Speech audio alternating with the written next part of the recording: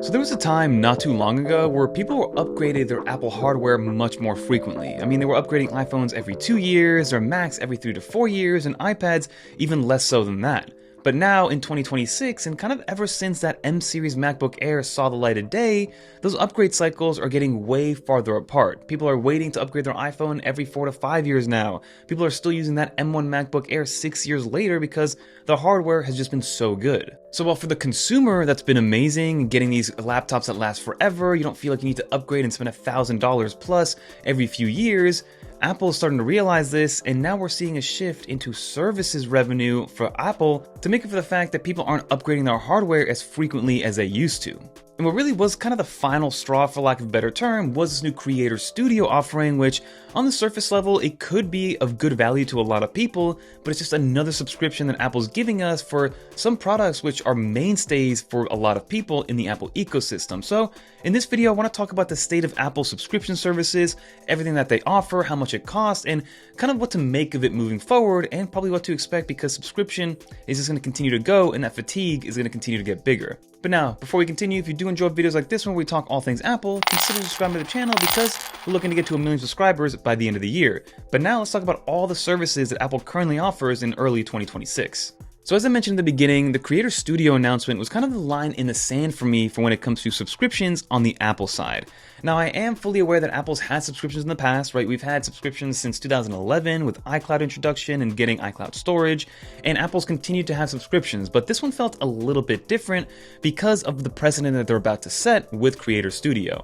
So for example, I am still fully aware that you can buy each one of the individual applications that are in Creator Studio as a one-time purchase. For example, Final Cut Pro, you can still go into the Mac App Store and buy it for $300 as a one-time purchase. And as of now, it's still receiving the same updates on the one-time purchase version as you would get on the Creator Studio version. But the part here that's kind of layered underneath everything that Apple's not really talking about is going to be iWork and Apple's productivity suite. Now, I know that there's not a ton of people, like they don't own a big market share for these productivity suites. Competitors like Microsoft Office and the Google Productivity Suite of the world do have a larger market share, but Apple is introducing a new kind of exclusive feature in the AI and Apple Intelligence world that's going to come to the Creator Studio version of the iWork suite.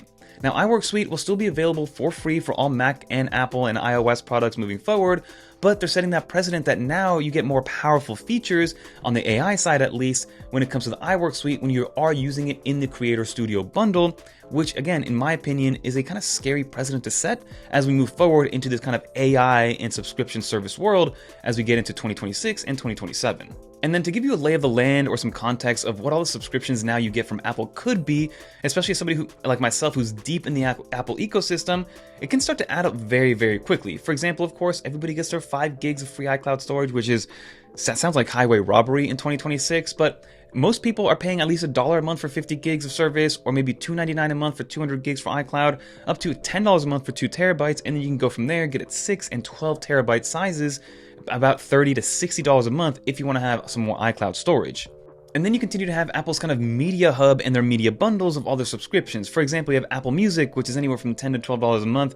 Apple TV is $13 a month. Apple Arcade, $7 a month. Apple Fitness Plus is $10 a month. Apple News Plus is another $13 a month. And again, these start to add up, and these are just Apple services altogether. So if you individually start to line these up and get all these different subscription services, you're paying a good amount of money. So again, none of these feel outrageous on their own, but when you do bundle them up together and start to pay for them individually, then you start to add up to that close to $100 a month services fee from Apple directly.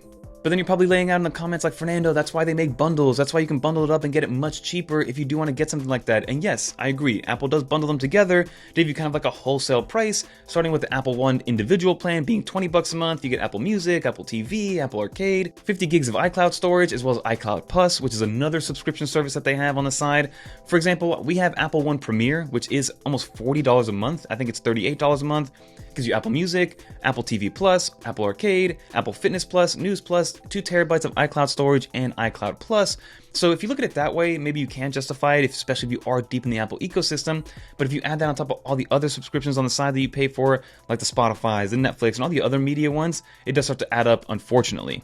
And then you might have noticed that late last year, Apple introduced a new subscription service for AppleCare, which is insane, right? AppleCare you used to have to buy individually.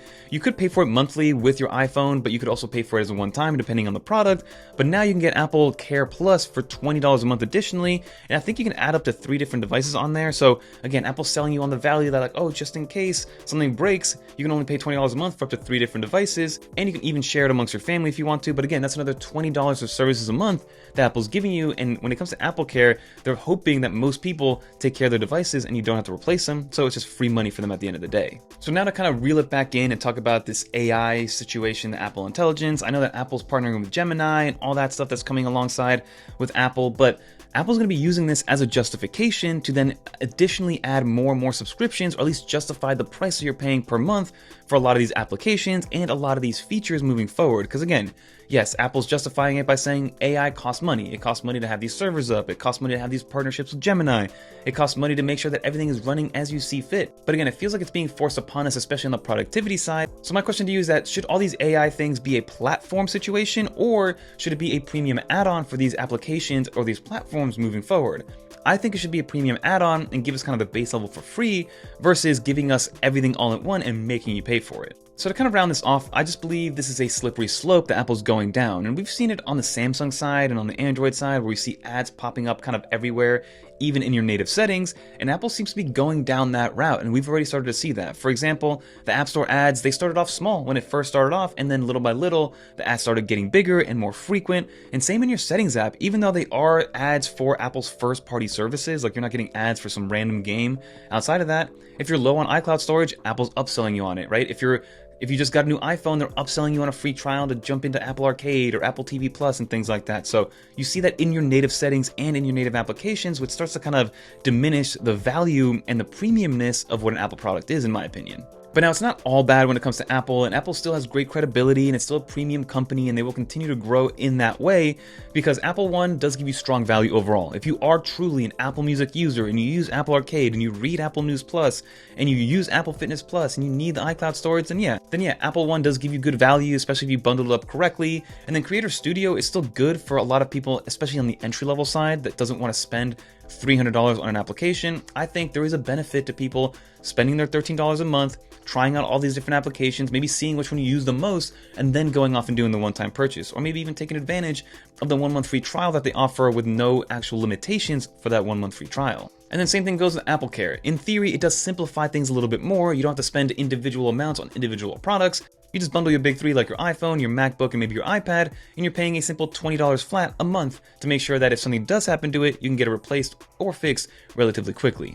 So my final conclusion to this thesis is that Creator Studio was kind of like a signal and a little alarm in my head that was like, yes, I know that there is a decent amount of value in Creator Studio and what it brings, especially on the student level. It's only $3 a month per student, but it kind of is signaling to me a little bit that Apple's now really focusing on, yes, they're still going to focus on making great hardware because that's their bread and butter. And for example, their iPhone revenue is still by far their #1 seller, but they are shifting more and more into the services revenue because there will be a future where all hardware is going to be commoditized. It's all going to be the same thing. We're kind of already there, in my opinion, but it's just going to be what screen size do you want, and then all the services and everything that comes with it starts to get added on in there. So the $1,000,000 question is, what should be included in the hardware that you're buying already from Apple, and what should be added on services moving forward? Like, where is that justification? What is fair versus what is not? I know that it costs money to run these services, but at the same time, you're already paying a premium for this premium hardware, supposedly. It's just kind of a question and a story and an idea that I wanted to bring up of Apple's adding more and more to subscriptions. People are paying more and more per month, even though they're already paying for expensive hardware moving forward. And that's going to be the future of Apple and for a lot of the tech space. But let me know in the comment down below. Again, I'm kind of in the middle. I get it, but I also don't want it. But at the same time, I want them to continue to make things better overall. It's just kind of this kind of chicken and egg situation, which I'm not really sure how to react to, but let me know in the comment down below what you think. If you made it to the end, leave a little dolphin, and if you guys want to watch more videos like this, check out one of these videos right here, but definitely leave some comments down below and let's have a discussion as to what the future of Apple really entails. Peace, everybody.